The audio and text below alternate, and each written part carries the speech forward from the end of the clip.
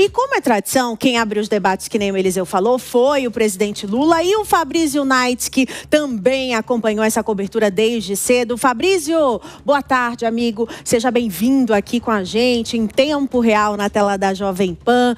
Então, o presidente Lula realmente focou nesse discurso da soberania, da democracia, né? Realmente também falou sobre a condenação do ex-presidente Jair Bolsonaro sem citar ele, né? Então foi um discurso também que, quando ele falou das sanções americanas, ele não usou em nenhum momento o nome de Donald Trump. Então foi um discurso certeiro, mas também diplomático, sem fazer críticas, nomeando as pessoas, né, Fabrício? Por favor, pode chegar com a gente com as informações. Exatamente isso, Márcia. O presidente Lula, em momento algum, fala o nome de Donald Trump, em momento algum fala o nome dos Estados Unidos, em momento algum menciona o nome do ex-presidente Jair Bolsonaro. No caso de Bolsonaro, ele fala: o ex-presidente foi condenado por tentativa de golpe de Estado, mas não menciona o nome de Bolsonaro. Boa tarde para você, para o Bruno, a todos que acompanham o Tempo Real. O discurso do presidente Lula durou aproximadamente 16, 17 minutos. Foi um discurso que começou com um tom bastante político e aí depois foi dando uma suavizada. Foi já para um lado mais diplomático, conforme ele foi avançando nos temas e falando de outras questões, como o meio ambiente, como governança global, todos os temas que já estavam previstos para serem abordados pelo presidente Lula nessa abertura dos debates da Assembleia Geral da ONU nessa terça-feira lá em Nova York. A Lula começa o discurso falando sobre forças antidemocráticas, falando sobre a defesa da soberania. Esse foi um dos trechos que a gente separou para trazer aqui no Tempo Real de hoje. Vamos conferir. Existe um evidente paralelo entre a crise do multilateralismo e o enfraquecimento da democracia. O autoritarismo se fortalece quando nos omitimos frente à arbitrariedade. Quando a sociedade internacional vacila na defesa da paz, da soberania e do direito, as consequências são trágicas. Em todo o mundo, forças antidemocráticas tentam subjugar as instituições e sufocar as liberdades. Bom, ele não precisa citar diretamente o nome do Donald Trump para saber que está fazendo uma referência ao presidente dos Estados Unidos quando ele fala de instituições que tentam subjugar as instituições democráticas brasileiras, no caso, o Supremo Tribunal Federal, com as sanções que foram emitidas pela Casa Branca. O presidente Lula também, quando fala na questão do multilateralismo, defende, por exemplo, e falou abertamente isso hoje nesse discurso na Assembleia Geral da ONU, sobre uma reforma da Organização Mundial do Comércio. Uma Organização Mundial do Comércio, segundo ele, mais flexível. E uma das questões envolvendo a OMC é justamente ligada às tarifas que foram impostas por Donald Trump, não apenas ao Brasil, mas a praticamente todos os países do mundo em abril ainda. Depois o Brasil recebeu aquela sobretaxa por conta do julgamento do ex-presidente Bolsonaro. Lula mencionou também a questão das tarifas, a gente vai trazer aqui. Não há justificativa para as medidas unilaterais e arbitrárias contra as nossas instituições e nossa economia. A agressão contra a independência do Poder Judiciário é inaceitável. Esta ingerência em assuntos internos conta com o auxílio de uma extrema-direita subserviente e saudosa de antigas hegemonias. Bom, pelas minhas contas, aqui foram pelo menos 5 momentos diferentes nesse discurso em que o presidente Lula, de alguma forma, dá uma alfinetada no governo dos Estados Unidos. Quando ele fala da questão das tarifas, que está ligado a esse espectro do multilateralismo, quando ele fala dos ataques às instituições brasileiras, mas também outros 3 momentos ligados às relações internacionais. Primeiro de tudo, quando ele fala entre equiparação entre criminalidade e terrorismo, por conta da movimentação de navios da Marinha Americana em direção ao litoral da Venezuela, com esse argumento de combate ao narcotráfico. E aí o presidente Lula fala que a forma mais eficaz para combater o tráfico de drogas é combater a lavagem de dinheiro e o comércio de armas, que não se deve usar a força letal em situações que não constituam conflitos armados, porque isso viola a lei internacional e também porque, segundo ele, isso é o equivalente a executar pessoas sem que haja julgamento. O presidente Lula também critica a classificação de Cuba como país patrocinador do terrorismo. Esse foi um ato feito pelo governo Trump, logo que Trump volta à Casa Branca em janeiro deste ano, de reclassificar Cuba nessa lista de países patrocinadores do terrorismo, algo que não havia sido feito nos governos Obama e no governo de Joe Biden também. E disse que é lamentável que o líder da autoridade palestina, o presidente da autoridade palestina, Mahmoud Abbas, tenha tido seu visto revogado pelos Estados Unidos e não possa ter comparecido à Assembleia Geral da ONU. Essa foi uma medida recente, de aproximadamente um mês atrás, quando o governo americano emitiu sanções contra lideranças palestinas por conta das negociações de cessar-fogo entre Hamas e Israel, ainda que não haja uma ligação direta entre Hamas e a autoridade palestina, mas o presidente Lula criticou e isso também está embasado em todo o discurso que o presidente fez hoje e ontem também em defesa do Estado palestino. Bruno. A gente segue então repercutindo, esse é o assunto de momento desta super terça-feira, de olho na ONU, de olho no Congresso e também de olho no Itamaraty, que está se movimentando neste momento após esse encontro de Lula e o governo americano. Vitória Abel é quem chega agora com mais informações ao vivo e os bastidores desse encontro com uma rápida conversa, mesmo em um ambiente após as sanções impostas pelo governo americano. Vitória Abel, ótima tarde a você, as suas informações.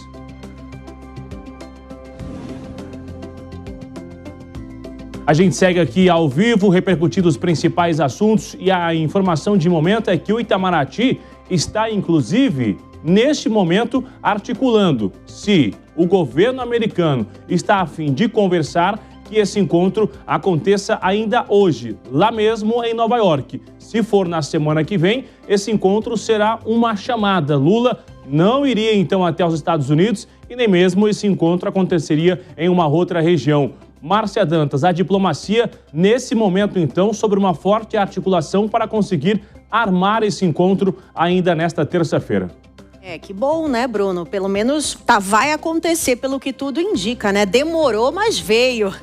Obrigada pelas informações. Já você volta para trazer os destaques também da Vitória Abel e os bastidores do que está rolando no Congresso, né? As repercussões desses discursos também por lá. Então, já eu volto com você. Agora, vamos falar sobre a nossa enquete do dia, porque o presidente Lula e também o presidente americano Donald Trump realmente foram os destaques, né, dessa manhã. E a nossa pergunta para você que está assistindo é o seguinte: o encontro entre os dois líderes pode ser um caminho já para essa negociação acontecer? Será que eles vão entrar num acordo sobre as tarifas impostas ao Brasil? É só mandar uma mensagem aqui para o 11 9 1325 8055, nosso canal direto com você.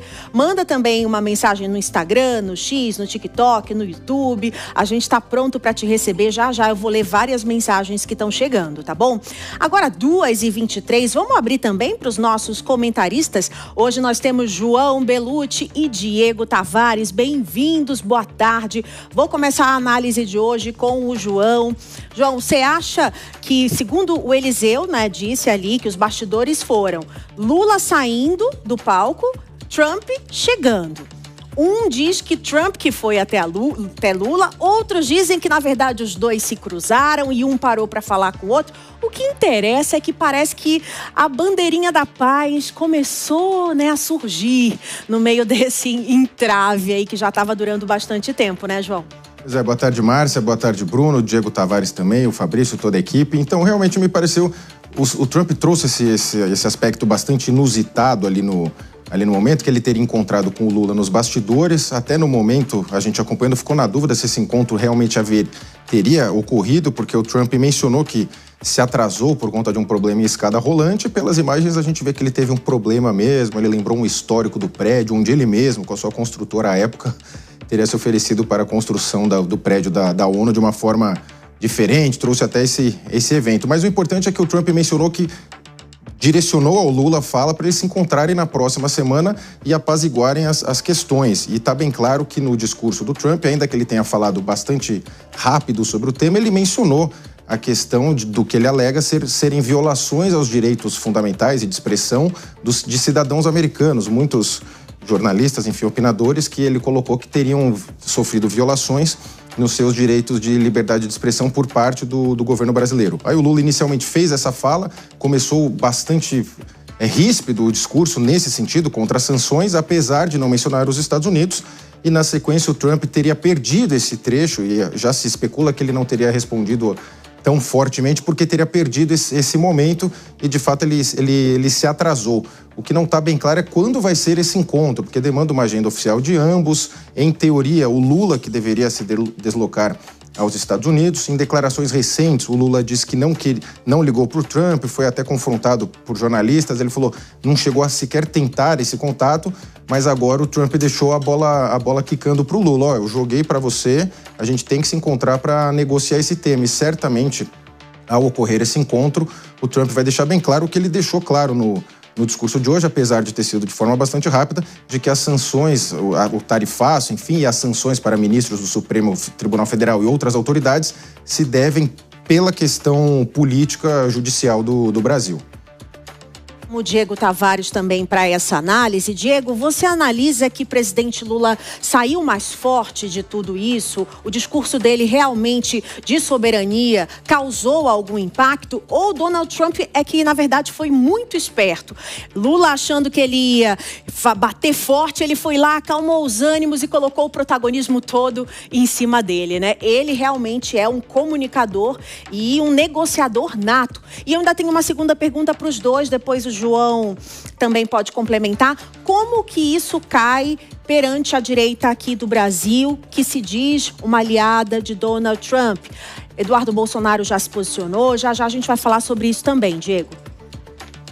Olha, Márcia, muito boa tarde a você, boa tarde a Bruno Pinheiro, ao João Belucci, a todos que nos acompanham nessa tarde aqui em tempo real. E o meu comentário, eu antevi a sua pergunta, Márcia, eu ia justamente nessa linha de dizer sobre os reflexos desse Donald Trump que nós presenciamos no discurso na ONU em relação a toda a confusão que está criada aqui na relação Brasil-Estados Unidos. Mas vamos começar do princípio, sobre o discurso de Lula nessa Assembleia. O Lula, ele historicamente, ele faz a mesma coisa que ele fez nessa oportunidade. Ele sempre se utiliza desse palanque tão importante para o mundo e de tantos outros palanques aos quais ele tem acesso para trazer as suas pautas, trazer as suas narrativas, a sua agenda pessoal. Toda oportunidade de fala do presidente Lula, isso é algo até intrínseco à personalidade do presidente, ele faz de todos esses espaços um grande palanque eleitoral. Ele não consegue, e acho que principalmente em razão do envelhecimento, e não o envelhecimento de fato, mas até da sua figura política, ele não consegue mais distinguir os espaços. Todo o espaço de fala do Lula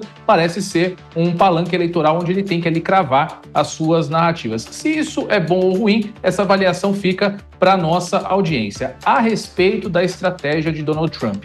Donald Trump, com isso, de fato, como disse o João Belucci, joga a responsabilidade das negociações para o presidente Lula. A partir de hoje, principalmente, se a questão do tarifaço não tiver uma resolução encaminhada ou ao menos uma sinalização do governo de que negociações começarão a fim de que essas taxas sejam diminuídas, a fim de que elas voltem para esse patamar médio que está sendo fixado no mundo ali na casa dos 15%, realmente toda a culpa recairá sobre o presidente aqui do Brasil. Agora, para a narrativa que a direita, principalmente a direita bolsonarista, vem encampando sobre o descontentamento do presidente Trump com o próprio Lula, isso tudo também caiu por terra hoje. Eu puxei aqui, estava olhando aqui na internet agora as aspas sobre exatamente o que Trump disse sobre Lula. Ele disse que o Lula parece ser um homem legal. Ele gostou de mim e eu gostei dele. E eu só faço negócios com quem eu gosto. Ou seja, abriu as portas ali, aparentemente não só para negociações, mas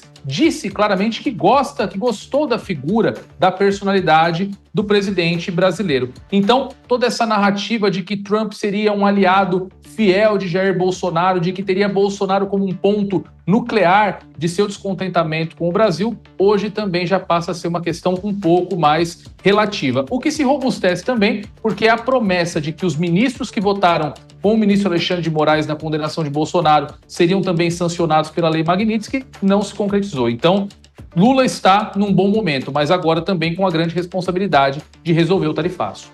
Obrigada, Diego Tavares e João Belucci. Já já a gente volta com mais análise.